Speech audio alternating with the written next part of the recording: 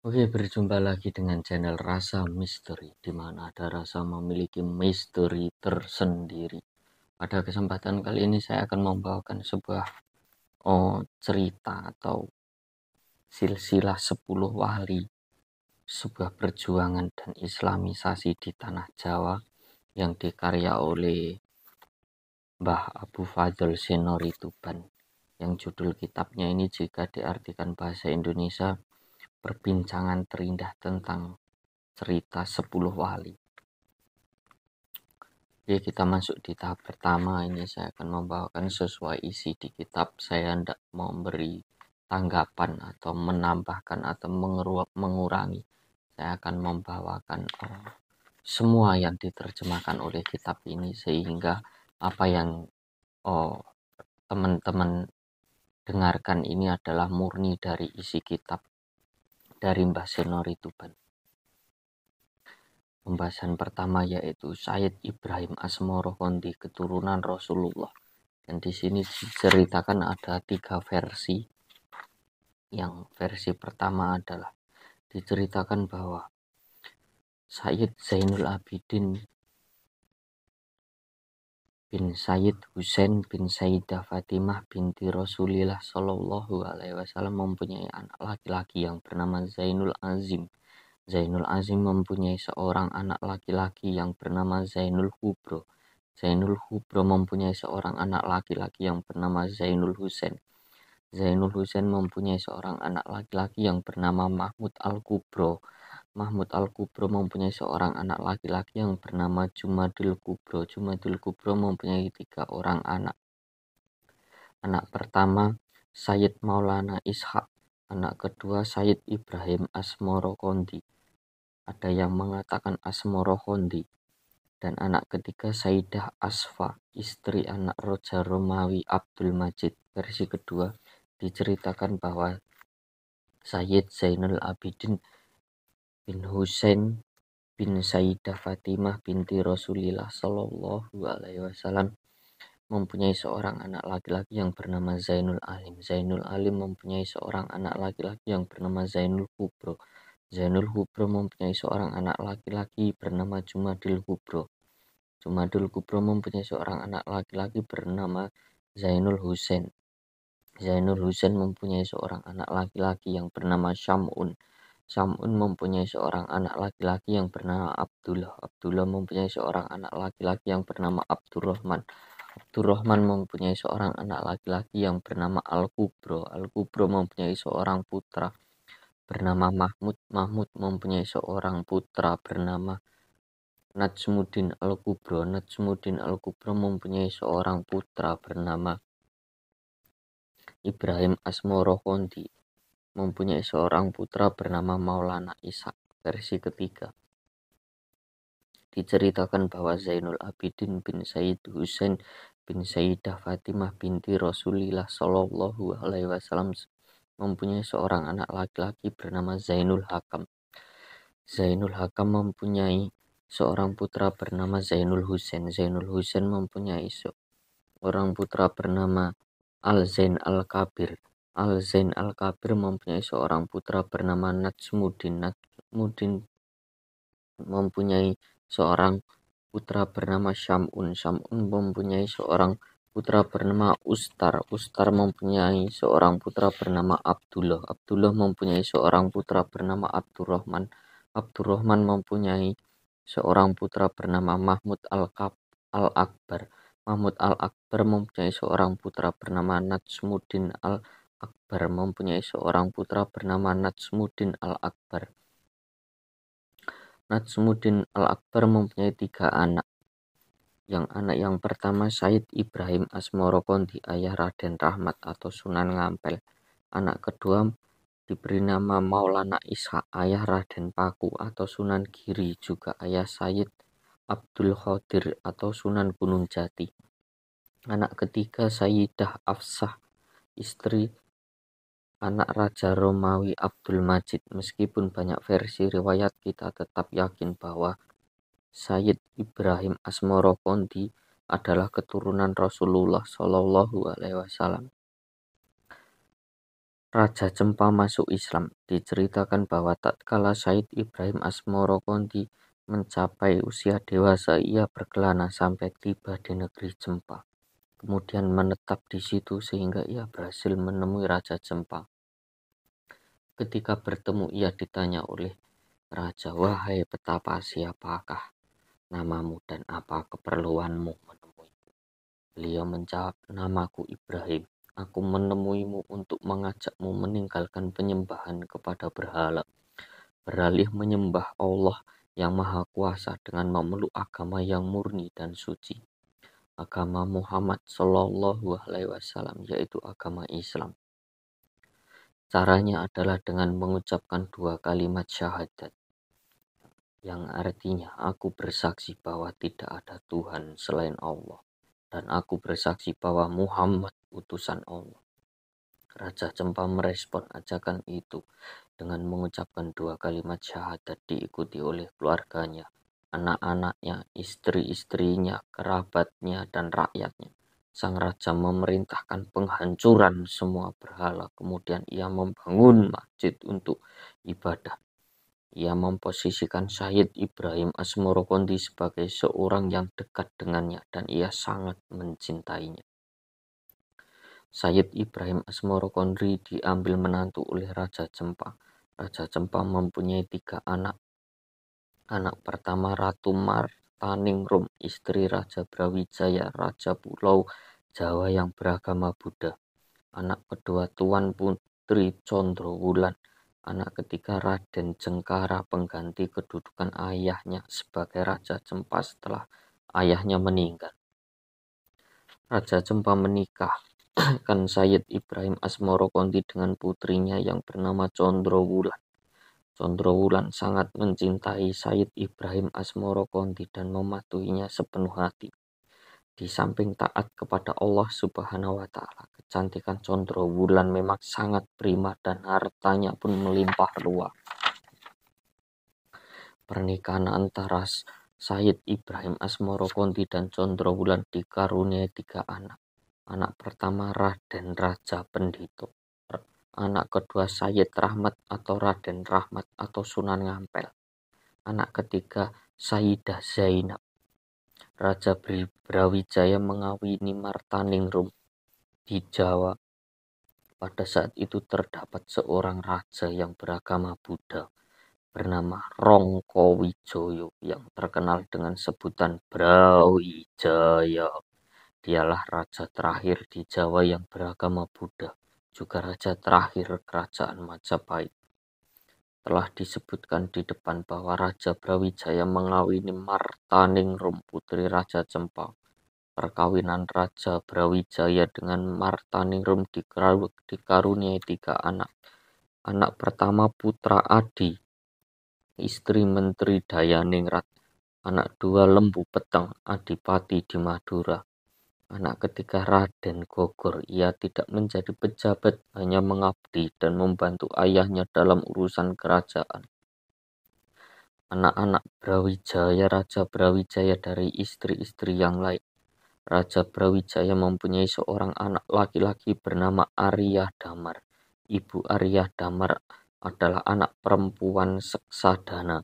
Brawijaya memberi kekuasaan kepada Arya Damar di Palembang dan sekitarnya. Dari istrinya yang berasal dari Ponorogo, Raja Brawijaya mempunyai 2 anak. Anak pertama, Batra Katung atau memerintah di Ponorogo.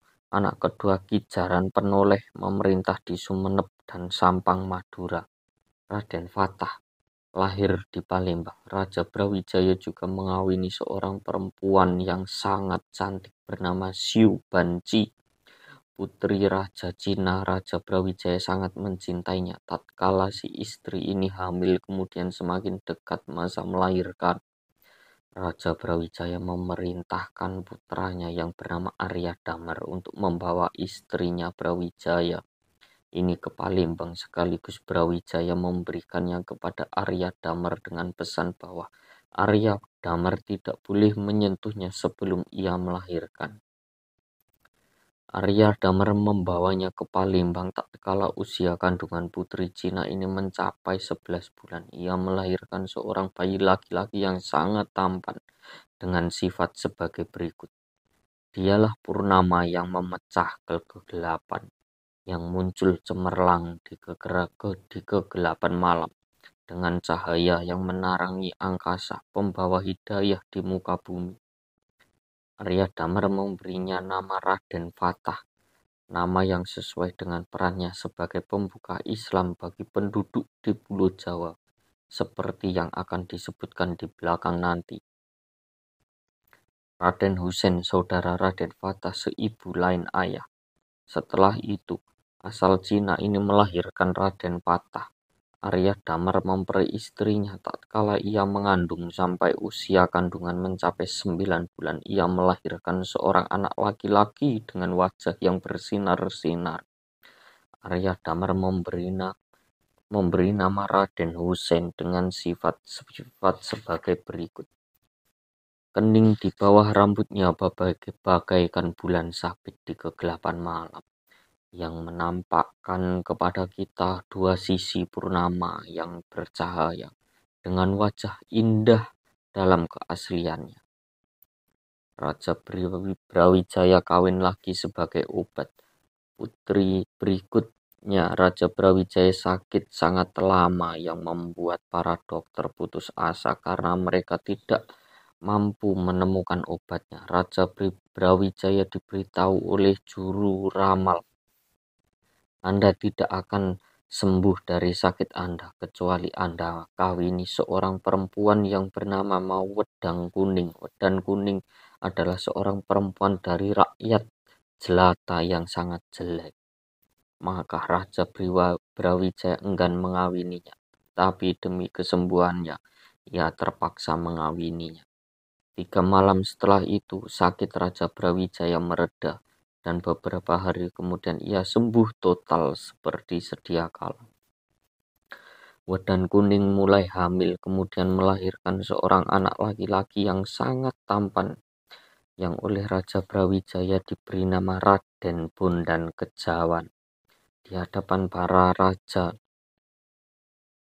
dan menteri, terutama di lingkungan kerajaan, Raja Brawijaya sangat malu karena ia mempunyai seorang anak dari istri yang sangat jelek dan kelas bawah. Maka Raja Brawijaya mengasingkan Raden Bondan Kejawen beserta ibunya dari istana kerajaan dengan menaruh keduanya kepada seorang petani di desa Karang Jambu. Raden Bondan Kejawen tumbuh dewasa di desa itu dengan julukan Lembu Peteng. Dengan kondisi kehidupan yang sangat serba kekurangan karena beraktivitas hanya sebagai petani, ia merasa malu di hadapan orang-orang yang menjadi rakyat rendahan, sedangkan mereka sudah tahu bahwa ia adalah seorang anak Raja Brawijaya. Raden Bondan Kejawen alias Lembu Peteng merasa sedih karena orang-orang mengetahui identitas dirinya. Pikirannya berkelana mengarungi lembah, maka ia keluar dari desa itu mengikuti langkah kakinya sampai ia tiba di Gunung Kadieng.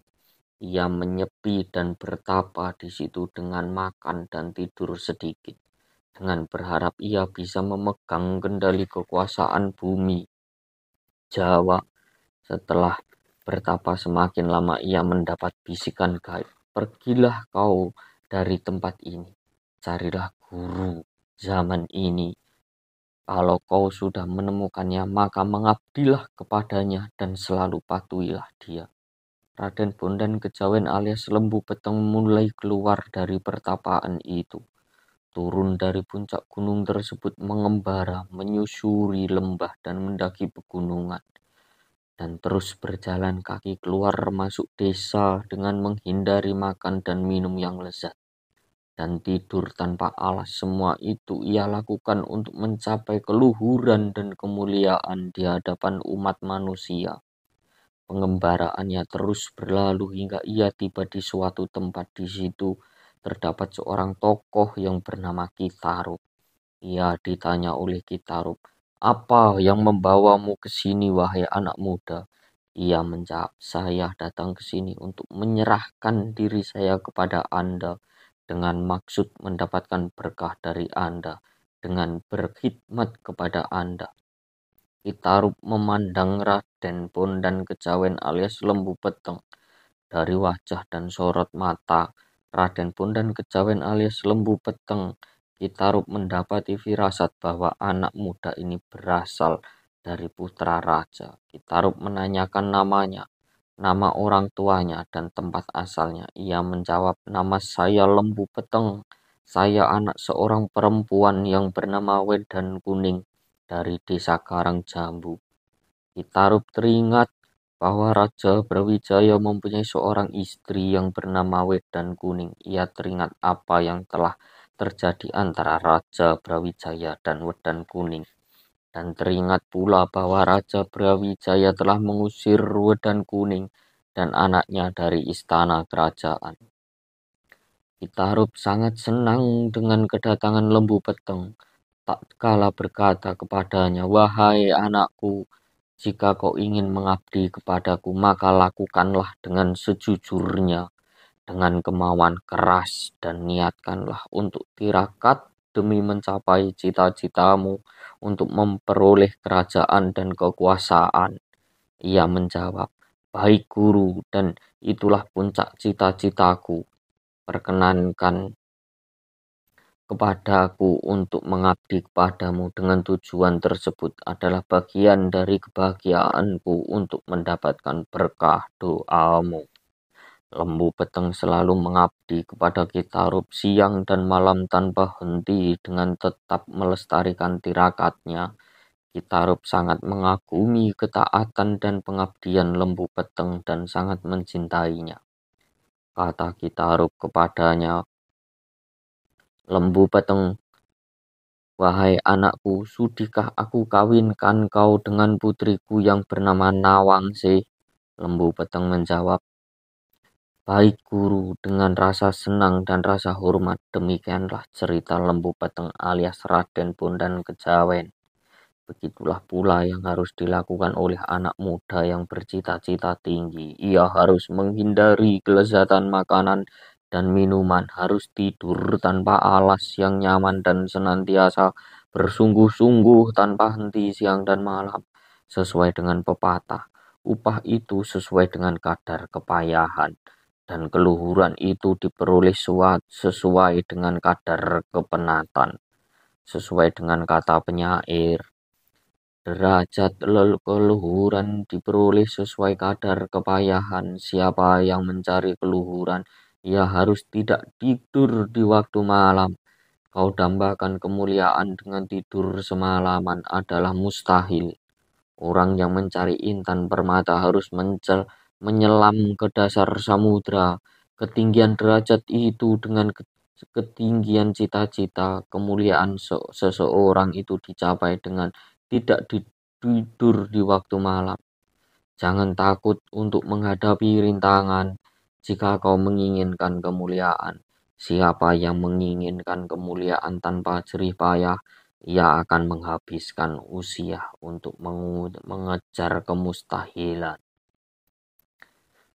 Raja Brawijaya ingin mengawini saudara perempuan istrinya. Pada suatu hari Raja Brawijaya bercakap-cakap dengan istrinya yang bernama Martaningrum. Ia memberitahu Raja Brawijaya bahwa ia mempunyai saudara perempuan yang bernama Condrowulan yang sangat cantik dengan sifat-sifat sebagai berikut. Rambutnya hitam kelam, wajahnya bersinar, giginya rapi bercahaya bagaikan lampu tetangga. Posturnya tinggi semampai, pantatnya semok, dilihat dari belakang seperti gundukan bergoyang. Para deskriptor bertanya-tanya, "Iya, ini manusia ataukah rusa?" Tatkala Raja Brawijaya mendengar hal itu dari istrinya yang bernama Martaningrum perihal Condrowulan, saudara perempuan Martaningrum, ia menginginkan Condrowulan menjadi istrinya bersama Martaningrum. Ia memanggil menterinya yang dipercaya olehnya. Ketika Aryabah menghadap kepada Raja Brawijaya, ia kepadanya, "Aku mengutusmu menemui Raja Cempa. Jika kau sudah sampai kepadanya, katakan kepadanya, saya utusan Raja Brawijaya. Beliau ingin melamar Condrowulan, putri Anda, sebagai istrinya. Karena itu kirimkanlah Condrowulan kepada beliau," kata Aryabah. "Sendika dawuh Gusti Raja." Aryabah berpamit kepada Raja Brawijaya untuk pergi ke Cempa sambil melantunkan bait-bait puisi. "Aku pergi bukan untuk memperoleh keperluanku, tetapi untuk menyenangkanmu. Kalaulah bukan karena untuk menyenangkanmu, aku tidak akan mempertaruhkan diriku menuju ke segala arah dan mengarungi lautan dengan penuh semangat untuk menemui seorang raja di negeri yang tak pernah aku masuki, untuk memboyong putrinya yang seindah purnama terang. Dengan hati yang terselimuti rasa takut bagaikan burung gelatik yang dihadapkan kepada burung elang yang lepas. Semoga aku berhasil menemui keperluan tuanku, dan dengan begitu aku akan meraih kebahagiaan dan kemuliaan yang agung." Aryabah terus berjalan sampai tiba di Cempa. Tatkala ia memasukinya, ia mendengar berita bahwa Raja Cempa telah meninggal dan digantikan oleh putranya yang bernama Jangkara yang telah disebutkan di depan, dan bahwa Condrowulan telah diperistri oleh seorang laki-laki yang bernama Ibrahim Asmorokonti, yang dari pernikahan ini Condrowulan melahirkan 3 anak. Aryabah sangat sedih dan merasa bahwa misinya telah gagal. Tatkala Aryabah menemui Raja Jangkara, ia bertanya kepada Aryabah, "Siapa namamu? Dari negeri mana dan apa keperluanmu?" Kata Aryabah, "Wahai Raja, saya dari Jawa, nama saya Aryabah.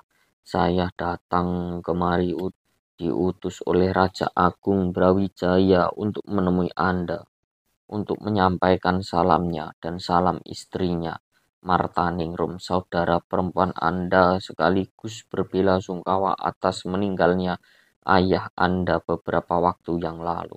Raja Brawijaya memaklumi tanpa protes terhadap sikap Anda yang tidak memberitahu kepadanya mengenai kematian ayah Anda karena diserang oleh seorang laki-laki yang dikirim dari Kalkuta. Raja Jengkara bertanya kepada Aryabah, "Aku tidak memberitahu saudara iparku Raja Agung Brawijaya tentang kematian ayahku, karena aku merasa hina, dan aku berkata dalam hati bahwa jika aku memberitahu kepadanya tentang kematian ayahku, maka mungkin dia akan marah kepadaku karena aku tidak mengabarkan kepadanya tentang sakitnya sebelum meninggal." Raja Jengkara menyebut bahwa Aryabah dengan penuh penghormatan, sementara Aryabah tidak memberitahukan kepadanya apa sebenarnya misi yang ia bawa dari Raja Brawijaya. Apa yang disampaikan oleh Aryabah kepada Raja Jengkara hanyalah basa-basi yang muncul dari inisiatifnya sendiri. Karena Aryabah hendak pulang, Raja Jengkara berkata kepadanya, "Bawalah gelang dan kalung ini, berikan kepada saudara perempuanku Martaningrum, istri Raja Brawijaya." Aryabah berpamit pulang lalu terus berjalan sampai tiba kembali di Majapahit menemui Raja Brawijaya. Di depan Raja Brawijaya, Aryabah berkata kepadanya, "Saya sudah melaksanakan tugas, saya sudah pergi ke Cempa dan sudah pulang dari sana sebagai pengabdian saya kepada Baginda Raja. Tetapi jerih payah saya sia-sia dan saya gagal meraih apa yang Baginda Raja inginkan. Karena anak perempuan Raja Cempa yang bernama Condrowulan telah diperistri oleh seorang laki-laki Arab yang bernama Ibrahim Asmorokonti. Dari pernikahan itu Condrowulan sudah melahirkan 3 anak, dan bahwa Raja Cempa telah meninggal beberapa hari sebelum saya tiba di Cempa dan digantikan oleh anaknya yang bernama Raja Jengkara. Ini saya membawa kiriman dari Raja Jengkara untuk saudara perempuannya Martaningrum." berupa gelang dan kalung. Kata Raja Brawijaya kepada Aryabah, temuilah Martaningrum, kau saja yang memberikan gelang dan kalung itu secara langsung kepadanya, dan janganlah kau beritahu kepadanya tentang kematian ayahnya, karena saya khawatir ia terhimpit duka kalau ia mendengar berita darimu. Kalung dan gelang sebagai berita duka, Aryabah menemui Martaningrum untuk memberikan gelang dan kalung tersebut. Setelah ia yakin bahwa gelang dan kalung itu dikirim oleh saudaranya, maka ia menjerit keras sampai pingsan. Terkejutlah semua penghuni istana kerajaan mendengar cerita tangis itu. Mereka panik dan berupaya menghentikan tangisnya. Tak kala Raja Brawijaya mendengar hal itu, ia berburuk sangka kepada Aryabah dan berkata dalam hati, ini karena Aryabah memberitahu Martaningrum tentang kematian ayahnya. Raja Brawijaya menemui Martaningrum dan bertanya kepadanya, mengapa kau menjerit dan menangis sampai pingsan, Martaningrum? Lalu beliau menjawab, aku menangis karena kematian ayahku. Tanya Raja Brawijaya, siapa yang memberitahumu tentang hal itu? Bukankah tidak ada surat dan utusan kepada kita dari Cempa yang memberitahukan hal yang itu? Jawab Martaningrum, ayahku berjanji kepadaku bahwa menjelang kematiannya, ia akan berpesan kepada keluarganya. Kirimkanlah gelang dan kalung ini kepada Martaningrum jika aku meninggal. Dan dua benda ini sekarang telah dikirim kepadaku, maka aku telah tahu bahwa ia telah meninggal. Demikianlah cerita Raja Brawijaya dan Martaningrum. Dua putra Sayyid Ibrahim Asmorokondi menemui bibi mereka di Majapahit. Di muka telah disebutkan bahwa pernikahan antara Sayyid Ibrahim Asmorokondi dan dengan Condrowulan putri Raja Cempa dikaruniai 3 anak. Anak pertama Raden Raja Pendito, anak kedua Sayyid Rahmat atau Raden Rahmat atau Sunan Ngampel, anak ketiga Sayyidah Zainab. Pada suatu hari, 2 anak laki-laki di Cempa itu mohon izin kepada Sayyid Ibrahim Asmorokondi untuk mengunjungi bibi mereka Martaningrum, permaisuri Raja Brawijaya di Majapahit. Sayyid Ibrahim mengizinkan kepada mereka dan menugaskan pembantunya yang bernama Abu Hurairah untuk menemui dan menyiapkan akomodasi mereka selama di perjalanan. Mereka pun berpamit meninggalkan Raja Cempa, terus berjalan untuk mendapatkan kapal yang akan mengangkut mereka ke Pulau Jawa. Maka tibalah mereka di daerah Kupeng yang di situ mereka mendapati kapal dagang dari Gresik, sebuah kota di dekat Surabaya. Mereka menawarkan kepada pemilik kapal untuk ikut menumpang. Pemilik kapal mengizinkan mereka. Pelayarannya berlangsung selama 7 hari dengan angin yang lirih dan lembut. Setelah semakin ke tengah samudera, tiba-tiba muncul angin topan yang mendorong kapal itu kembali ke dekat Kamboja. Ketika ia mendekat ke pantai, kapal itu membentur batu karang sehingga kapal pecah. Sampailah berita ini kepada Raja Kamboja. Maka ia memerintahkan penahanan kapal tersebut beserta semua penumpangnya dan barang-barang muatannya, serta memerintahkan pembakaran kapal itu dan memenjara para penumpangnya di Kamboja. 3 orang tersebut Raden Raja Pandito atau Sayyid Rahmat atau Raden Rahmat dan Abu Hurairah bermusyawarah mengenai persoalan mereka dan menghasilkan kesepakatan bahwa mereka akan mengirim utusan untuk memberitahukan nasib mereka kepada Raja Brawijaya dan mereka berharap akan dibebaskan oleh Raja Brawijaya dari tangan Raja Kamboja. Karena pada saat itu Raja Kamboja tunduk di bawah kekuasaan Raja Brawijaya. Berangkatlah utusan itu ke Majapahit. Sesampainya Di Majapahit ia menemui Raja Brawijaya. Kemudian ia ditanya siapa namanya, dari negeri mana, dan apa keperluannya. Ia menjawab, saya orang Kamboja. Saya datang ke sini untuk menemui Anda sebagai utusan dari dua keponakan Anda, yakni dua putra Condro Wulan, putri Raja Cempa. Saya diutus oleh Raden Raja Pandito dan Sayyid Rahmat atau Raden Rahmat. Mereka berdua ditemui oleh seorang pembantu bernama Abu Hurairah. Mereka ingin datang ke sini untuk menemui Anda dengan naik kapal. Ketika sampai di Laut Kamboja, kapal yang mereka naiki membentur batu karang laut sehingga pecah. Kemudian mereka ditahan oleh Raja Kamboja dan ia membakar kapal mereka dengan mengambil segala akomodasi yang termuat di kapal itu. Sekarang mereka segala akomodasi di kapal itu mereka diliputi kesedihan karena menjadi budak atau tawanan Kamboja. Mereka berharap mendapat pertolongan dari Anda untuk membebaskan mereka dari tangan Raja Kamboja. Raja Brawijaya merasa iba tak kala mendengar penuturan utusan tersebut. Istrinya Tuan Putri Martaningrum sangat sedih dan menangis. Raja Brawijaya memanggil menterinya yang bernama Aryabah. Ketika Aryabah menghadap Raja Brawijaya, sang raja memberitahukan kepadanya perihal apa yang terjadi pada 3 orang anak tersebut, bahwa kapal mereka telah pecah dan mereka dijadikan sebagai budak oleh Raja Kamboja.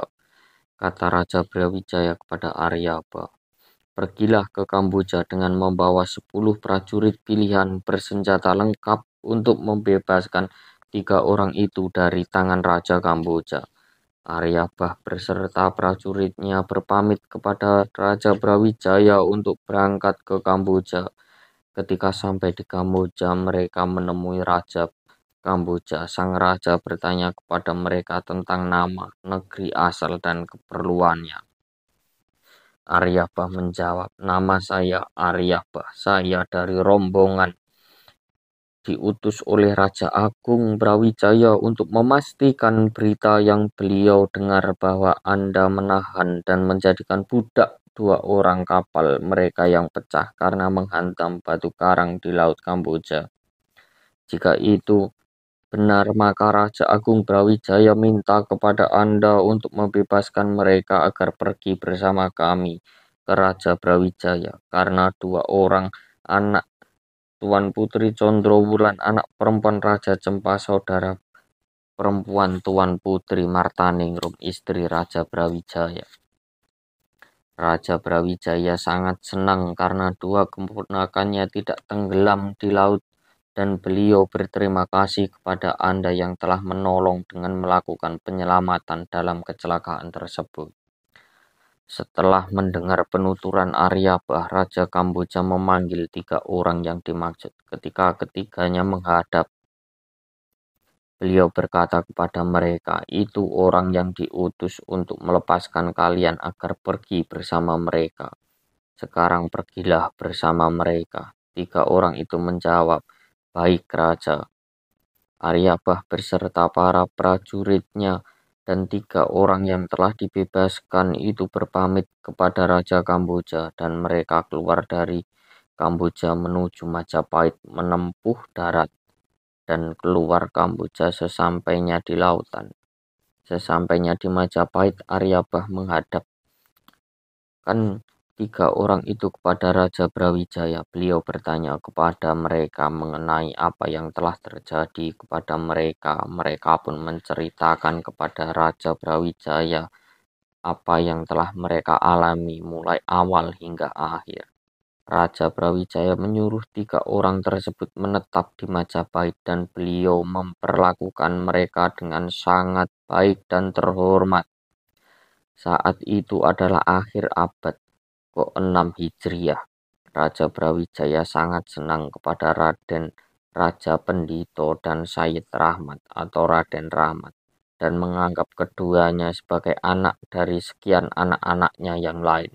Sang raja memberi mereka berdua apa yang mereka minta, tetapi keduanya senantiasa dirundung kesedihan karena mereka tidak mengetahui seorang pun di Majapahit secara khusus dan di Jawa secara umum yang beragama Islam. Ketika dua orang ini melaksanakan sholat, orang-orang menghina, menertawakan, dan menganggap mereka bodoh karena beribadah dengan gerakan dan bacaan yang asing seperti berdiri dengan membaca bacaan tertentu, ruku, itidal, sujud, duduk, tasyahud, dan lain-lain. Orang itu diingatkan oleh seorang tokoh yang bijak di antara mereka, janganlah kau sekalian menghina dan menertawakan dua orang itu, karena setiap orang mempunyai Tuhan yang ia sembah sesuai dengan kesukaannya. Dua orang itu mempunyai Tuhan yang tidak sama dengan Tuhanmu sekalian. Karena itu jangan kau ejek dan jangan kau tertawakan cara penyembahan mereka. Begitu cerita Raden Raja Pandito dan Sayyid Rahmat Raden Rahmat yang berisi pelajaran dan petunjuk bagi orang-orang yang mau berpikir, bertafakur bahwa seorang mukmin tidak boleh merasa malu di hadapan orang-orang yang tidak seiman dalam melaksanakan apa yang diwajibkan oleh Allah Subhanahu wa taala kepadanya, dan tidak boleh takut menghadapi cacian dalam memperoleh ridho Allah Subhanahu wa taala. Sebagaimana kata seorang ulama, tidaklah sempurna iman seorang sebelum ia diejek sehina onta, tetapi ia tabah. Pujian dan cacian disikapi sama. Ia tidak takut menghadapi celaan dan cacian. Ia memiliki kemuliaan di sisi Allah Subhanahu wa taala. Dulu di Pajajaran terdapat seorang raja yang bernama Arya Banjar, putra Raja Sangmundiwangi. Arya Banjar mempunyai seorang anak bernama Arya Mentahun. Arya Mentahun mempunyai seorang anak perempuan bernama Rondo Kuning. Rondo Kuning mempunyai 3 anak, yaitu Arya Galuh, Arya Tanduran, dan Arya Bah. Arya Galuh mempunyai 3 anak, Arya Briben, Arya Teja, dan Kitarup. Arya Briben mempunyai 2 anak. Anak pertama Maduretno, perempuan. Anak kedua Joko Kondar, laki-laki. Arya Teja mempunyai 2 orang anak, Condrowati, perempuan, dan anak kedua Raden Syukur, laki-laki. Kitarup mempunyai 3 orang anak perempuan, Raden Ayu Nawangsih, Raden Ayu Nawangsasi, Raden Ayu Tawang Arum. Beberapa nama di Pajajaran ini nanti ada hubungannya dengan cerita berikutnya. Wallahu a'lam. Raden Raja Pendito dan Raden Rahmat dicegat pulang ke Cempa. Di awal telah diceritakan bahwa 2 orang sangat sedih ketika berada di Majapahit karena tidak menjumpai seorang pun yang beragama Islam. Hal ini membuat mereka berdua ingin pulang ke Cempa. Keduanya memberitahu Raja Brawijaya tentang keinginan itu, tetapi Raja Brawijaya melarang mereka pulang. Ia berkata kepada keduanya bahwa ia merasa berat kalau keduanya berpisah darinya. Sang raja, janganlah kalian pulang. Kalau kalian berdua mau menjadi pejabat, aku akan memberi kalian jabatan menteri atau adipati. Jika kalian ingin menikah,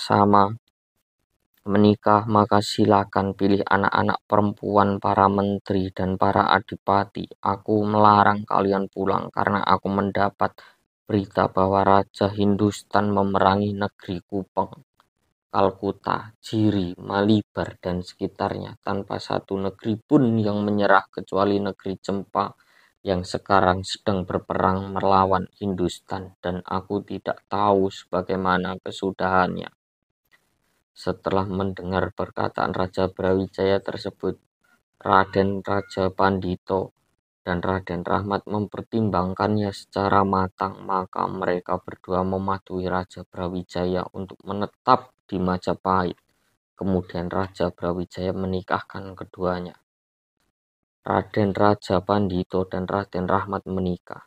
Raden Raja Pandito dinikahkan dengan putri Arya Briben yang bernama Maduretno di daerah Ris, kemudian menetap di daerah Sinabon. Raden Rahmat dinikahkan dengan putri Arya Teja yang bernama Raden Ayu Condrowati, kemudian menetap di daerah Ngampel Denta dan Ngampel Gading, bagian dari Surabaya. Abu Hurairah menikah dengan seorang perempuan dari daerah Tanggarian bernama Samirah binti Husain dengan pekerjaan sebagai petani kapas. Abu Hurairah memetik kapas, kemudian sang istri membusarnya. Setiap hari Abu Hurairah memberikan kapas kepada Raden Rahmat untuk dibuat sumbu lampu masjid. Karena itu Raden Rahmat menjuluki Abu Hurairah dengan julukan Ki Agung Kapas. Raden Rahmat diikuti oleh seorang anak laki-laki dari Majapahit bernama Wirajaya, seorang kepala desa. Maka Raden Raja Pandito menyuruhnya bekerja sebagai tukang pandai besi. Raden Raja Pandito mempunyai 3 anak. Anak pertama Haji Usman, anak kedua Usman Haji, anak ketiga Nyai Ayu Gede Tundo. Dari istri Raden Ayu Condrowati, Raden Rahmat dikaruniai 5 anak. Anak pertama Raden Syarifah, anak kedua Raden Mutmainah, anak ketiga Raden Hafsah, anak keempat Said Ibrahim atau Raden Ibrahim atau Sunan Bonang, anak kelima Said Qasim, Raden Qasim atau Sunan Derajat atau menantu Sunan Gunung Jati. Raden Rahmat menikah lagi dengan seorang perempuan bernama Mas Karimah, putri Ki Bangkuning, dan dikaruniai 2 anak perempuan. Anak pertama Nyai Muktiyah, anak kedua Nyai Martasimah. Mereka semua mempelajari ilmu-ilmu syariat dan dari ayah mereka. Begitulah cerita Raden Raja Pandito dan saudaranya Raden Rahmat. Para menantu Kitarub. Anak-anak perempuan Kitarub seperti yang telah disebutkan di muka dijodohkan sebagai berikut. 1. Nawangsih diperistri oleh Lembu Peteng putra Raja Brawijaya. Kemudian Lembu Peteng memakai nama mertuanya Tarub dan menggantikan kedudukannya sebagai kepala desa. Dari Nawangsih ini Lembu Peteng dikaruniai seorang anak laki-laki bernama Getas Pandu. 2. Nawangsasi diperistri Raden Joko Kondar yang menetap di daerah Melaya, Bangkalan, Madura. Dari istri ini Raden Joko Kondar dikaruniai 2 anak perempuan. Anak pertama Asiyah, anak kedua Dewi Irah. 3. Nawang Arum diperistri Raden Syukur atau Tumenggung Wilatikta, penguasa wilayah Wilatikta. Raja Belambangan keturunan Raja Pajajaran dari istri kedua. Sang Mundiwangi Raja Pajajaran mempunyai seorang anak laki-laki bernama Ciung Wanara dari istrinya yang kedua. Ciung Wanara mempunyai seorang anak laki-laki bernama Bambang Wecana. Bambang Wecana memiliki seorang putra bernama Bambang Pamengker yang tidak mau tunduk kepada kekuasaan Raja Majapahit. Ia berpindah ke sebuah desa di bawah Gunung Semeru. Ia mempunyai seorang putri bernama Mina Prenggolo. Mina Prenggolo mempunyai seorang putra bernama Mina Sembayu yang menjadi Raja Belambangan atau kakek Sunan Giri dari nasab ibu. Maulana Ishak, ayah Sunan Giri, menantu Raja Mina Sembayu. Maulana Ishak, saudara Said Ibrahim Asmoro Kontia. Ketika telah mencapai usia dewasa, ia berkelana sehingga tiba di Pasai, wilayah Sumatera, kemudian menetap di situ dan ia mempunyai 2 anak. Anak pertama Sayyid Abdul Qadir atau Sunan Gunung Jati, anak kedua Sayyidah Sarah. Selanjutnya Maulana Ishak pergi ke Pulau Jawa dengan meninggalkan 2 anaknya yang masih kecil yang dirawat oleh istrinya. Ia naik kapal milik orang Gresik. angin yang bersahabat dan membawa kapal perahu berlayar menuju Gresik. Setibanya di Gresik, ia naik darat dan tinggal sebentar di sana, kemudian pergi ke Surabaya, masuk ke Ngampel pada waktu asar, yang ketika itu Raden Rahmat sedang mengimami sholat di masjid dengan 3 orang makmum. Yang pertama Abu Hurairah, yang kedua Ki Wiraraja, yang ketiga Ki Bangkuning. Maulana Ishak menunggu Raden Rahmat keluar dari masjid. Setelah Raden Rahmat salam dan selesai sholat, Maulana Ishak mengucapkan salam kepadanya lalu menjawab salamnya. Mereka berdua saling bertanya mengenai nama masing-masing yang bernama ayah serta kakeknya. Sejak itu Raden Rahmat mengetahui bahwa Maulana Ishak adalah saudara ayahnya. Kata Maulana Ishak, atau kau adalah keponakanku, ayahmu adalah saudaraku, kata Raden Rahmat kepada Maulana Ishak. Di pulau ini tidak ada muslim kecuali saya, saudara saya Raden Raja Pendito, dan teman saya Abu Hurairah. Kami adalah muslim pertama di Pulau Jawa, sahut Maulana Ishak. Kalau begitu saya memberimu nama Sunan Makdum. Sunan karena kau menjadi imam di depan, dan Makdum karena kau mendahului orang Jawa dalam beragama Islam. Maka keduanya mengumpulkan orang-orang dalam suatu walimah untuk menetapkan nama Sunan Makdum bagi Raden Rahmat. Raden Rahmat terus berdakwah dan menyeru orang-orang masuk agama Allah dan menyembahnya, sehingga banyak warga Ngampel dan sekitarnya, juga sebagian besar warga Surabaya masuk Islam. Karena gaya dakwahnya dengan nasihat yang baik, dengan kebijakan, dengan akhlak yang terpuji, dan debat yang sopan sesuai dengan firman Allah. Serulah manusia kepada jalan Tuhanmu dengan hikmah dan pelajaran yang baik, dan bantahlah mereka dengan cara yang baik, dan berendah dirilah kamu terhadap orang-orang yang beriman, dan suruhlah manusia mengerjakan yang baik, dan cegahlah mereka dari perbuatan yang mungkar, dan bersabarlah terhadap apa yang menimpa kamu. Sesungguhnya yang demikian itu termasuk hal-hal yang diwajibkan oleh Allah Subhanahu wa Ta'ala. Begitulah sezokianya metode dakwah yang digunakan oleh para tokoh dan pemimpin umat Islam sehingga banyak orang yang masuk Islam. Kata penyair, mintalah maaf dan suruhlah manusia berbuat baik seperti apa yang diperintahkan kepadamu, dan berpalinglah dari orang-orang yang bodoh. Bersikaplah lunak sebisamu kepada semua orang, terlebih kepada orang-orang yang bodoh. Pegang teguhlah kesabaran pada saat derita melanda agar kau termasuk kelompok orang-orang yang sempurna. Tidak lama di Ngampel, Maulana Ishak berpamit kepada Raden Rahmat. Ia keluar ke arah kanan timur menaiki gunung, menuruni lembah sehingga ia sampai di Banyuwangi. Ia naik ke atas gunung di sana yang bernama Gunung Selangu. Di sana ia menyepi dan meriadoh dan beribadah, mengerjakan sholat fardu, sholat sunat, dan berpuasa untuk mencari ridho Allah Subhanahu wa Ta'ala. Ia menjauhi segala maksiat dan selalu bermujahadah untuk melawan hawa nafsu dan setan dengan mengosongkan dan menyucikan hati selain Allah. Selalu bersyukur dan memuji Allah dengan merendahkan diri kepada Allah dalam menghilangkan syirik khafi, syirik yang samar seperti takabur dan sebagainya. Dari dalam hati seraya memohon kepada Allah agar ia memberinya iman dan keyakinan yang merasuk kuat ke lubuk kolbu. Raja Blambangan, Mina Sembayu yang telah disebut di muka mempunyai seorang putri bernama Sekardadu.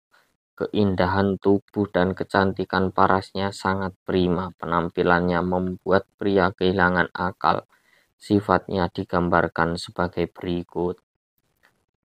Wajahnya bagaikan purnama yang memecah kegelapan malam. Rambutnya hitam kelam seperti gulita malam.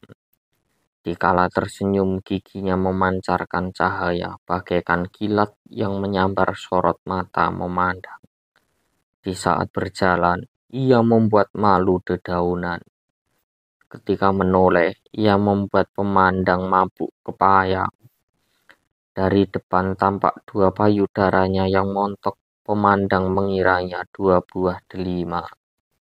Dari belakang tampak bagai ombak berguncang, posturnya semampai, tidak tinggi, tidak pendek. Ketika itu Dewi Skardadu sakit keras dan membuat para dokter menyerah. Dan para dukun serta peramal berputus asa karena semuanya gagal menemukan obatnya. Karena itu Raja Belambangan sangat bersedih. Hingga ia sampai kapan kesedihan ia itu akan berakhir. Ia mengumpulkan para menterinya, para pegawai dan para pejabat. Ia menginstruksikan kepada mereka untuk menyampaikan sayembara di tempat masing-masing. Siapa yang berhasil mengobati anak perempuan raja sehingga sembuh, maka raja akan mengawinkannya dengan putrinya dan memberinya separuh kerajaan. Mulailah mereka menyampaikan sayembara itu di desa dan di kota, tetapi tidak ada seorang pun yang meresponnya. Pada suatu hari seorang menteri berkata, "Saya melihat seorang laki-laki mengenakan jubah dan tutup kepala berwarna putih menyepi di Gunung Selangu. Keadaan dan perilakunya tidak seperti kebanyakan orang di sini." Ketika matahari condong sedikit ke barat, ia berdiri dan meletakkan dua tangannya di bawah dada dan menggerakkan dua bibirnya. Kami tidak tahu apa yang ia baca. Sebentar kemudian ia membungkuk dengan meletakkan dua tangannya di atas lututnya. Kemudian bangkit berdiri mengangkat dua tangannya. Setelah itu ia merobohkan diri dengan meletakkan dahinya di atas tanah, lalu duduk dan pada akhirnya ia menoleh ke kanan dan ke kiri. Sebelum matahari tenggelam, ia melakukan seperti itu lagi. Ketika matahari tenggelam, ia juga berbuat seperti itu. Demikian pula ketika fajar sebelum matahari terbit dengan gerakan yang lebih singkat. Begitulah kebiasaannya sehari-hari. Jika raja berkenan, saya akan memanggilnya untuk mengobati Tuan Putri yang mulia. Semoga bisa sembuh, kata Raja Belambangan. Pergilah laki-laki yang kau ceritakan itu. Maka menteri itu mengutus beberapa orang untuk menemui Maulana Ishak dan memintanya hadir di depan Raja Belambangan. Sesampai mereka di tempat, Maulana Ishak menyampaikan kepadanya apa yang dikehendaki oleh raja. Maulana Ishak berkenan turun bersama mereka dari Gunung Selangu. Ketika menghadap raja, ia diberitahu oleh raja, "Aku mempunyai seorang putri yang menjadi buah hatiku, belahan jiwaku. Sekarang ia sedang sakit dan sakitnya sudah lama. Para dokter sudah berputus asa karena tidak mampu mengobatinya. Jika kau memiliki obat, maka aku memintamu untuk mengobatinya. Semoga ia sembuh. Aku sudah bernazar dengan ucapanku bahwa siapa yang bisa mengobati putriku sehingga sembuh, maka ia akan menjadi suaminya, dan aku akan memberinya separuh hartaku dari kerajaan." Maulana Ishak menghadap kepada Allah untuk berdoa dengan merendahkan diri agar Allah memberinya obat untuk putri raja. Maka dengan izin Allah, putri raja itu sembuh seketika dan bisa berdiri seolah lepas dari tali yang mengikatnya. Maka Raja Belambangan menikahkan putrinya itu dengan Maulana Ishak dan memberinya separuh wilayah kerajaan kepadanya, sekaligus menjadikannya sebagai raja di situ. Inilah yang menyebabkan kemudahan dakwah Islam. Maulana Ishak terus menyeru manusia kepada Islam sehingga banyak rakyatnya yang masuk Islam. Maulana Ishak diusir oleh Raja Belambangan. Pada suatu hari, Maulana Ishak menemui Raja Belambangan mertuanya. Ia berkata kepadanya, "Wahai ayah, saya datang kemari untuk mengajak Anda meninggalkan penyembahan berhala dan ajakan setan, beralih menyembah Allah yang hidup, yang berdiri sendiri, yang menghidupkan, yang mematikan, dan yang maha kuasa." Mendengar ucapan Maulana Ishak itu, Raja Belambangan memerah wajahnya, marah segalak singa dan menghunus pedangnya. Kemudian ia kalungkan pada leher Maulana Ishak seraya berkata, "Jika kau tidak keluar sekarang juga dari hadapanku, maka aku pisahkan antara kepalamu dan tubuhmu." Maulana Ishak, maka aku pisahkan. Maulana Ishak berlari masuk hutan dan bersembunyi. Sementara itu, istrinya mengandung dengan usia kandungan 7 bulan. Istrinya menangis dengan diliputi rasa gundah gulana dan kesedihan yang mendalam. Maulana Ishak masih bersembunyi di hutan pelosok secara liar tanpa teman menghibur kecuali binatang buas dan binatang-binatang yang berkeliaran. Ia berdoa kepada Allah agar membalas perlakuan Raja Belambangan. Maka Allah menurunkan wabah ganas kepada rakyat Belambangan. Seorang yang sakit hari itu belum sampai esok sudah mati, sehingga banyak rakyat yang mati, tak seorang pun yang mampu menghentikan wabah itu. Raja Belambangan sangat bersedih sehingga ia tidak merasakan kelezatan makanan dan nyenyaknya tidur. Ia berkata, "Wabah ini pasti akibat kesialan laki-laki itu, Maulana Ishak, dan kesialan anaknya yang sekarang masih dalam kandungan. Kalau putriku sudah melahirkan bayi itu, pasti aku akan melemparkannya ke laut." Bayi Sunan Giri dibuang di laut, ditemukan kru kapal Gresik. Tatkala usia kandungan sudah sempurna, Dewi Sekardadu melahirkan seorang bayi laki-laki yang sangat cerah bagaikan emas. Maka Raja Belambangan segera mengambilnya untuk diletakkan di dalam peti. Kemudian ia menyuruh orang untuk membuangnya ke laut. Peti berisi bayi itu terbawa arus air. Laut menerjang riak gelombang dengan penjagaan dan pertolongan Allah Subhanahu wa Ta'ala. Begitulah sebagian karomah yang diberikan oleh Allah kepada walinya. Sementara itu terdapat kapal dagang warga Gresik melintas di dekat peti tersebut. Mereka melihat peti itu lalu mengambilnya dan membukanya. Subhanallah, ternyata berisi seorang bayi laki-laki yang bercahaya dengan wajah seindah purnama. Para pedagang itu berlayar menuju Pulau Bali. Mereka membawa bayi tersebut sampai tiba di Pulau Bali dengan selamat, dengan untung yang besar. Setelah misi dagang mereka tuntas, mereka pulang dengan bayi itu sehingga tiba di Tandes. Dari Tandes mereka menuju Gresik, kemudian turun di pelabuhan Gresik. Mereka serahkan bayi itu kepada seorang perempuan yang bernama Nyai Gede. Nyai Gede Tundo Pinatih, Nyai Ageng Pinatih, putri Raden Raja Pandito yang telah disebutkan di awal. Nyai Gede adalah keponakan Raden Rahmat, karena ayah Nyai Gede yang bernama Raden Raja Pandito adalah saudara Raden Rahmat. Tanya Nyai Gede, "Siapa pemilik bayi ini?"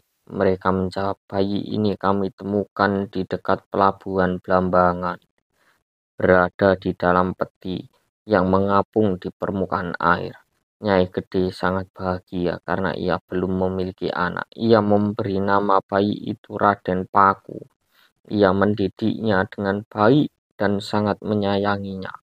Tetapi bayi itu tidak mau menyusu dari seorang perempuan manapun. Ia hanya menyesap jari-jarinya sampai selama 7 hari. Setelah itu Nyai Gede memberinya air minum, air susu kambing. Barulah ia mau meminumnya. Demikianlah cerita bayi yang dilahirkan oleh Dewi Sekardadu. Maulana Ishak kembali ke Pasai. Setelah bersembunyi di hutan gunung dan perbukitan, Maulana Ishaq kembali ke negerinya, yakni Pasai di Pulau Sumatera, berkumpul kembali dengan istrinya yang pertama dan dua anaknya. Ia memberitahu dua anaknya bahwa mereka berdua mempunyai seorang sepupu di Pulau Jawa di daerah Ngampel, Surabaya, namanya Raden Rahmat, yang menjadi orang pertama yang beragama Islam di Pulau Jawa, yang menjadi pemimpin kaum muslimin, para wali, dan orang-orang saleh. Ia mengerjakan ilmu syariat, thariqat, dan hakikat kepada umat manusia.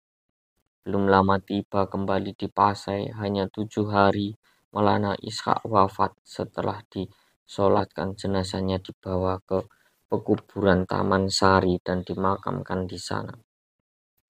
Gema sholawat, tasbih, tahmid, tahlil, dan bacaan Al-Quran menderu-deru, dan pahalanya dihadiahkan kepada ruh Maulana Ishaq yang senantiasa mendapatkan rahmat dan ridho Allah. Demikianlah cerita Maulana Ishaq. 2. Anak Maulana Ishaq dari istri pertama bertemu Raden Rahmat. Setelah wafatnya Maulana Ishaq di Pasai, dua anaknya, Sayyid Abdul Qadir dan Sayyidah Sarah, bermusyawarah mengenai langkah kehidupan mereka. Mereka sepakat akan berkelana menjelajahi bumi yang luas sehingga mereka tiba di Adan, Jazirah Arab, dan menetap di situ beberapa hari. Selanjutnya, mereka naik kapal menuju Keling dengan durasi pelayaran 11 hari dan menetap di Keling selama sebulan. Dari Keling mereka naik kapal ke Pulau Jawa, berlabuh di Pelabuhan Juwono. Di sana mereka mendarat, kemudian menuju Surabaya. Di daerah Ngampel, mereka berdua bertanya kepada orang-orang di mana rumah Raden Rahmat. Setelah ditunjukkan, mereka berdua menemui Raden Rahmat dengan berucap salam kepadanya. Kemudian dijawab olehnya. Ia bertanya kepada keduanya tentang nama, daerah asal, dan nama orang tua mereka. Sayyid Abdul Qadir menjawab, nama saya Abdul Qadir, saudara perempuan saya ini bernama Sarah. Kami orang dari Pasai, Sumatera. Ayah kami bernama Maulana Ishaq. Sekarang ia sudah wafat. Sebelum wafat ia memberitahu kami bahwa kami mempunyai kerabat bernama Raden Rahmat yang menetap di Ngampel, Surabaya di Pulau Jawa, yang menjadi pemimpin kaum muslimin. Raden Rahmat menjawab, berarti kalian berdua sepupu saya. Ayah kalian adalah saudara ayah saya. Mereka saling berangkulan dengan bahagia yang tak terhingga. Sayyid Abdul Qadir bin Maulana Ishaq menikah di Jawa dan menjadi bagian dari Wali Songo. Di awal sudah disebutkan bahwa Arya Briben mempunyai dua anak. Maduretno diperistri oleh Raden Raja Pendito, dan dua Joko Kondar. Ia masuk Islam kemudian menempuh jalan zuhud dan menyepi di atas gunung untuk beribadah dan riyadhah tanpa henti di daerah Malaya, sehingga ia menjadi seorang wali yang terkenal dengan sebutan Sunan Melaya. Ia mempunyai seorang putri bernama Asiyah, diperistri oleh Sayyid Abdul Qadir bin Maulana Ishaq. Sayyid Abdul Qadir bin Maulana Ishaq menetap di daerah Cirebon menjadi pemimpin umat, menempuh jalan zuhud dengan selalu menyepi dan riyadhah, makan hanya sedikit dan tanpa tidur nyenyak, sibuk beribadah dengan segala macam ibadah fardu dan sunat, sehingga menjadi seorang wali yang terkenal dengan sebutan Sunan Gunung Jati. Ia tak henti-henti menyeru manusia kepada agama Islam, maka banyak orang yang masuk Islam. Mereka yang tidak mau masuk Islam menyingkir ke hutan dan pedalaman. Sayyid Abdul Qadir atau Sunan Gunung Jati mempunyai dua anak. Anak pertama Abdul Jalil dan anak kedua Sufiyah. Demikianlah cerita Sayyid Abdul Qadir atau Sunan Gunung Jati. Murid Raden Rahmat dari Yaman. Terdapat 3 orang anak laki-laki dari Yaman datang ke Pulau Jawa. Mereka termasuk keturunan Rasulullah Shallallahu Alaihi Wasallam. Masing-masing adalah Sayyid Muhsin Sayyid Ahmad, dan Khalifah Husain. Mereka datang ke Ngampel, Surabaya menemui Raden Rahmat. Mereka mengucapkan salam kepadanya. Lalu ia menjawab salam tersebut. Ia menanyakan siapa nama mereka dan apa keperluan mereka. Sayyid Muhsin menjawab, saya bernama Muhsin. Ini saudara saya Ahmad dan Khalifah Husain. Kami berasal dari Yaman. Kami datang kepada Anda untuk belajar ilmu syariat, thariqat, dan hakikat dari Anda. Kata Raden Rahmat, wahai anak-anakku, ilmu yang kau sebut itu sungguh berat. Kalau tidak diamalkan maka akan menyebabkan azab yang pedih. Kata Sayyid Muhsin, kami mengharapkan anugerah Allah kepada kami dan mengharap berkah doa Anda untuk kami. Juga doa orang tua dan kakek-kakek kami untuk kami agar kami diberi kekuatan untuk mengamalkan ilmu-ilmu tersebut secara ikhlas. Maka mereka mempelajari ilmu-ilmu itu dengan selalu mengabdi dan patuh pada Raden Rahmat, serta selalu mengamalkan apa yang diperintahkan olehnya sehingga mereka menjadi wali Allah Ta'ala. Jodoh putra-putri Raden Rahmat. Di awal telah disebutkan bahwa Raden Rahmat mempunyai 7 anak, 5 anak dari istri pertama, Raden Ayu Condrowati binti Arya Teja, dan 2 anak dari istri kedua Mas Karimah binti Ki Bangkuning. 5 anak dari istri yang pertama mendapat jodoh sebagai berikut. Pertama, Raden Syarifah. Ia diberi istri oleh Haji Usman bin Raden Raja Pendito. Ia menetap di daerah dekat Gunung Mayoran. Di sana Haji Usman menyepi dan beribadah dan riyadhah melawan hawa nafsunya sehingga ia menjadi seorang wali Allah dan terkenal dengan sebutan Sunan Mayoran. Ia dikaruniai seorang putra bernama Amir Husain. Raden Mutmainah. Raden Mutmainah. Dia diberi istri oleh Said Muhsin, murid Raden Rahmat asal Yaman. Pasangan ini menetap di daerah Wilis. Said Muhsin menyendiri dan menyepi di sana untuk ibadah dan riyadhah dengan menempuh jalan hidup para wali, sehingga ia menjadi seorang wali dan terkenal dengan sebutan Sunan Wilis, dan ia dikaruniai seorang putra bernama Amir Hamzah. 2. Raden Hafsah. Ia juga disebut Nyai Ageng Meluko. Ia diberi istri oleh Sayyid Ahmad, murid Raden Rahmat asal Yaman. Suami istri ini menetap di daerah dekat Gunung Kemloko. Di sana Sayyid Ahmad menyepi untuk mujahadah, ibadah, dan riyadhah dengan sedikit makan dan sedikit tidur selama 3 tahun sehingga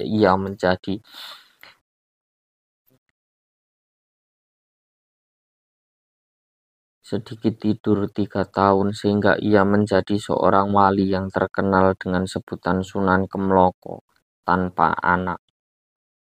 4. Raden Ibrahim. Ia memperistri Dewi Irah binti Joko Kondar dengan dikaruniai seorang anak perempuan bernama Rahil. Raden Ibrahim menjadi pemimpin warga Lasem dan Tuban. Ia menetap di Bonang, sebagian dari wilayah Lasem saat itu.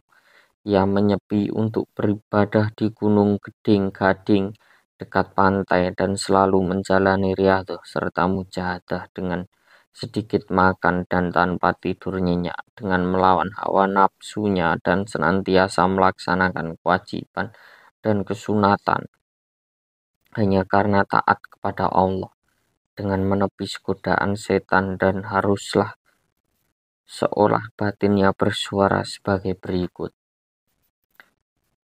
Kutinggalkan semua makhluk karena aku mencintaimu. Kutinggalkan keluarga untuk menjumpaimu.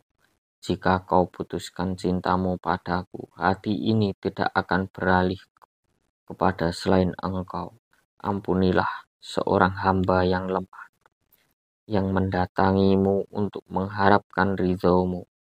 Ia memang durhaka kepadamu, tetapi ia pernah bersujud kepada selain engkau. Ya Tuhanku, hambamu ini datang kepadamu dengan mengakui segala dosa dan kemaksiatannya. Jika engkau mengampuninya, engkau memang Maha Pengampun. Kalau engkau mengusirnya, maka tidak ada yang ia harapkan selain engkau. Sayyid Ibrahim bin Raden Rahmat terus melanjutkan mujahadah dan riyadhahnya sehingga ia menjadi seorang wali agung yang terkenal dengan sebutan Sunan Bonang. Di antara karomah Sunan Bonang atau Raden Ibrahim, di antara karomah Sunan Bonang adalah tetap utuhnya bekas dahinya di hidungnya dan lututnya dan jari-jari kakinya di atas batu keras sampai sekarang. Dan batu itu terkenal dengan sebutan sujudan di atas Gunung Gading. Banyak orang yang memohon berkah kepada Allah Subhanahu wa Ta'ala dengan sujudan itu. Sampai sekarang tidak jauh dari tempat batu tersebut terdapat kuburan seorang perempuan, satu dari sekian putri raja-raja Cina. Ia disebut Ratu Cempah. Diceritakan bahwa perempuan itu masuk Islam. Ia melihat Sayyid Ibrahim atau Raden Ibrahim sedang sholat di atas batu. Kemudian ia terpesona, maka ia diam di situ dan menunggu selesainya sholat Raden Ibrahim. Tetapi sholat Raden Ibrahim tak kunjung selesai sehingga perempuan itu meninggal dan dimakamkan di situ. Di atas kuburnya diberi kubah dan di bawah tiangnya terdapat potongan-potongan tulang ikan laut. Diceritakan bahwa di antara karomah Sunan Bonang adalah adanya dua batu dengan bentuk babi jantan mengawini babi betina. Ketika Sunan Bonang melewati jalan itu, tiba-tiba di hadapannya terdapat seekor babi jantan sedang mengawini seekor babi betina. Muridnya mengira ia tidak mengetahui hal itu, maka ia berkata kepadanya, "Ada seekor babi jantan sedang mengawini seekor babi betina di hadapan Anda." Sunan Bonang menjawab, "Bukan, itu dua buah batu." Maka keduanya menjadi batu dan sampai sekarang masih ada di tempat tersebut. Watu Celeng atau batu babi di daerah Karas dari arah Sedan wilayah Rembang masih banyak karomah yang lain. 5. Raden Qasim, putra Raden Rahmat. Yang satu ini masih belum menginjak usia dewasa, maka ceritanya nanti di belakang. Keterangan dua anak Raden Rahmat dari istri kedua akan diceritakan di belakang. Anak-anak Raden Raja Pandhita. Raden pertama, Raden Usman Haji, saudara Raden Haji Usman. Raden Usman Haji menikah dengan seorang perempuan bernama Dewi Sri binti Raden Syukur bin Arya Teja yang telah disebut di muka. Raden Usman Haji menjadi tokoh bagi warga Jipang dan Manolan. Ia menetap di daerah Nguduk dan menempuh jalan hidup para wali dengan menghindari kenikmatan duniawi dengan selalu menjalani riyadhah dan ibadah sehingga ia menjadi seorang wali Allah yang terkenal dengan sebutan Sunan Ngudung.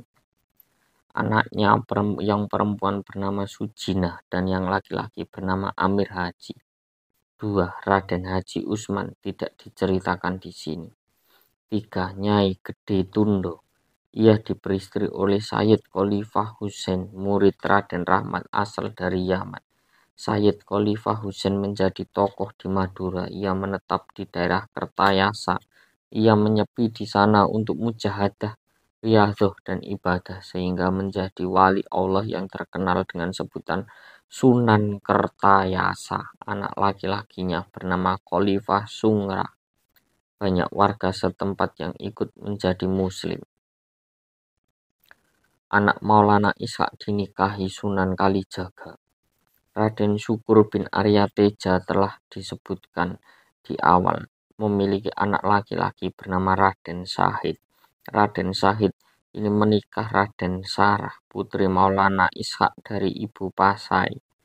Raden Sarah adalah saudara kandung Raden Abdul Qasim atau Sayyid Abdul Qadir. Raden Syahid menjadi pemimpin warga Dermayu dan Manolan. Ia menetap dan di daerah Kalijaga. Ia menyepi di sana untuk ibadah, mujahadah, dan riyadhah, sehingga ia menjadi seorang wali Allah. Banyak yang mengikutinya untuk taat kepada Allah Subhanahu wa Ta'ala. Ia tak henti dari uzlah dan riyadhahnya dengan mementingkan akhirat dan tidak mengejar kenikmatan duniawi. 3 anaknya adalah: pertama, Raden Said; kedua, Raden Ruqayyah; ketiga, Raden Rafi'ah. Raden Qasim bin Raden Rahmat menjadi kepala santri Ngampel. Beberapa santri yang berguru kepada Raden Rahmat antara lain: pertama, Raden Abdul Jalil atau Sayyid Abdul Jalil bin Raden Abdul Qadir atau Sayyid Abdul Qadir. 2. Sayyid atau Raden Amir Husain bin Haji Usman. 3. Sayyid atau Raden Amir Haji bin Sayyid atau Raden Usman Haji. Raden Said bin Raden Syahid. 5. Amir Hamzah bin Sayyid Muhsin. Mereka ini pergi ke Ngampel untuk mengabdi kepada Raden Rahmat dan menimba ilmu darinya. Raden Qasim bin Raden Rahmat menjadi ketua mereka dalam belajar. Raden Paku berguru ke Raden Rahmat di Ngampel. Telah diceritakan di depan bahwa bayi putra Said Maulana Ishak dibuang ke laut oleh kakeknya Raja Blambangan. Kemudian ditemukan oleh para pedagang dari warga Gresik yang sedang berlayar. Lalu mereka menyerahkan bayi itu ke Nyai Gede yang juga disebut Nyai Gede Tundo Pinatih. Ia memberi nama bayi itu Raden Paku. Ia menjadikannya sebagai anak angkat dan mendidiknya dengan pendidikan Islam. Ketika berusia 15 tahun, Raden Paku mendengar bahwa di daerah Ngampel, Surabaya terdapat seorang ulama besar yang mengajarkan 3 macam ilmu: ilmu syariat, thariqat, dan hakikat. Raden Paku berkata kepada ibu angkatnya, "Wahai ibu, saya mendengar bahwa di Surabaya ada seorang ulama besar dan tergolong wali Allah." Nyai Gede Tundo Pinatih menjawab, "Iya, dia itu wali Allah. Namanya Raden Rahmat dan dijuluki Sunan Magdum. Ia menetap di daerah Ngampel." Raden Paku melanjutkan, "Saya ingin pergi untuk mengabdi kepadanya, Ibu. Tapi saya mohon Ibu mengantarkan saya untuk menyerahkan saya kepadanya." Nyai Gede menjawab, "Laksanakanlah kemauanmu dan saya akan pergi bersamamu." Raden Paku bersama ibu angkatnya pergi ke Ngampel untuk menemui Raden Rahmat. Ketika Nyai Gede Tundo Pinatih kepada Raden Rahmat, "Saya menemui Anda untuk menyerahkan anak saya kepada Anda, dan karena ia senang mempelajari ilmu agama yang ia butuhkan dari Anda," tanya Raden Rahmat. "Di mana ia sekarang?" Nyai Gede Tundo Pinatih menjawab, "Di luar rumah, berteduh di bawah pohon tanbul. Silakan Anda panggil." Raden Rahmat memanggil Raden Paku, maka ia masuk dan duduk di depan Raden Rahmat. Tak kala mereka memandangnya, Raden Rahmat terdiam sambil mencermati wajah Raden Paku. Lalu Raden Rahmat teringat apa yang terjadi pada Maulana Ishak dan anaknya, karena wajahnya Raden Paku sangat mirip dengan Maulana Ishak.